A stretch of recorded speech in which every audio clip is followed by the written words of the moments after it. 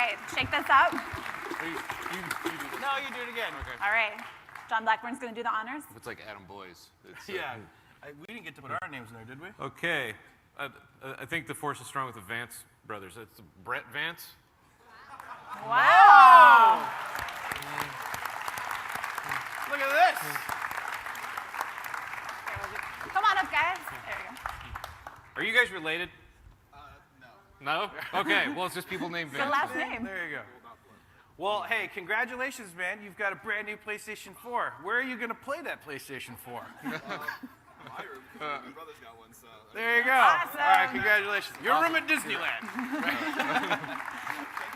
Yeah, hey, thanks for being here, man. Really appreciate it. Great. Cool beans. More to come. More to come. Allison, whenever she comes back, a big round of applause. She's giving out freebies, I think. All righty. Thank you. Sorry. Next up, guys, we're going to do a panel about joining forces with Disney Infinity. As a lot of you guys know, this year we partnered with a bunch of external video game studios that lent their expertise to improve Disney Infinity for all of you. So I'd like to invite some people up on stage to talk about their collaboration with us at Avalanche Software and at Disney Interactive on all the great things that they did for Disney Infinity.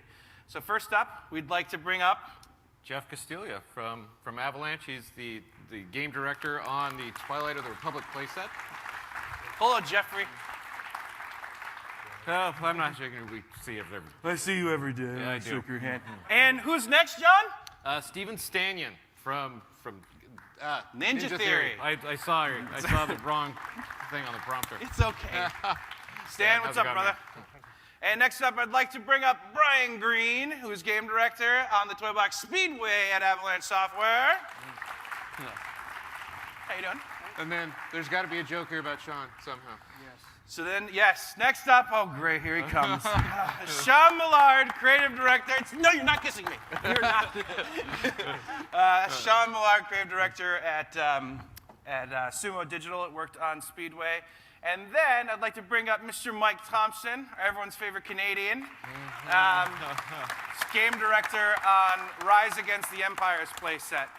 And then do we have any of our friends here from Gobo? I think that they're too busy giving a lecture at SIGGRAPH right now. But all right, so great. Let's all take a seat and have a quick conversation here. What's up, dudes? I'm going to let John open up this one. John? So we need to tell everybody the story about Sean and JV kissing. I think is the first one that we should do. Okay. Well, why don't we?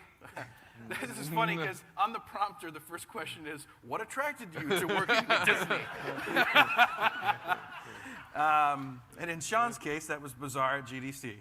And your tantalizing lips. Okay. So set the scene.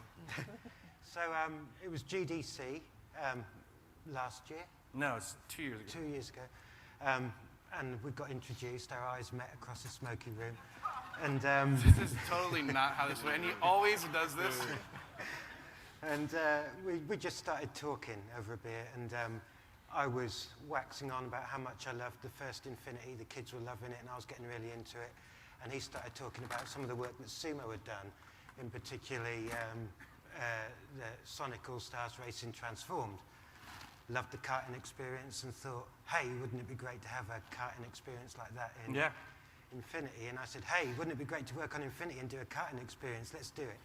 And a couple of conversations later, and then there we were doing a very rushed but really satisfying karting experience, hopefully. And I hope you guys are going to like that. There's nine franchise tracks. There's a load of weapons to play. We've overhauled all of the driving model, and I think it's a lot more accessible, a lot more fun. See what you can do with it. You know, Yeah.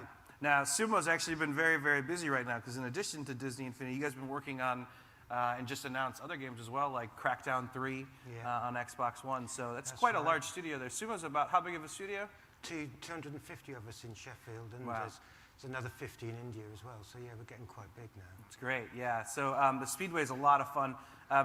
What was one of your favorite parts of putting together the Speedway? Aside from you. I think that, if you ask every member of the team, they'll have something different to say about it. But I I really loved the very beginning when we were trying to work out the franchises that we were going to use That was for fun. the tracks. That was a fun meeting. And everyone has their favourites, and we talked a lot with Brian about what he wanted. Some were kept, some were binned, but I think we ended up with a really nice, solid selection. And like the Toy Story track, I just wasn't a fan of the idea of that at all. I didn't like the idea. Loved, not Toy Story, sorry, Monsters Inc. Bad Albert's in the audience here from Pixar. Shh. Love Monsters Inc. Love Monsters Inc. Didn't think the track was going to work. Turns out it's one of the best. It is, and I'm glad I lost that argument. But I think we've got a really solid selection. It's So really what good was fun. what was the one track that you were working on that like just didn't fell on the cutting room floor? Well, there was a. Can we mention it? You're giving him a shifty eye right now, Brian. No, we can.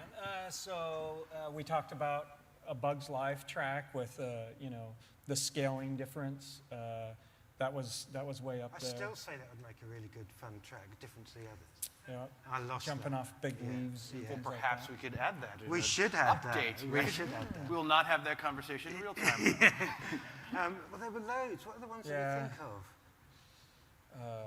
There was some. Well, I mean, we had a huge list.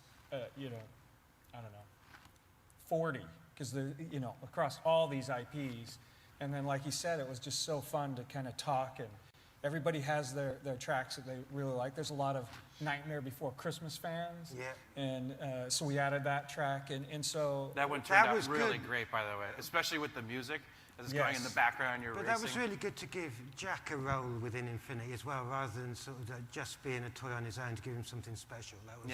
That was quite a privilege. I remember in that meeting getting up and passionately pitching Pirates of the Caribbean and being like, and then the Kraken comes up and the tentacle comes down. Everyone's like, oh, here we go again. Yeah.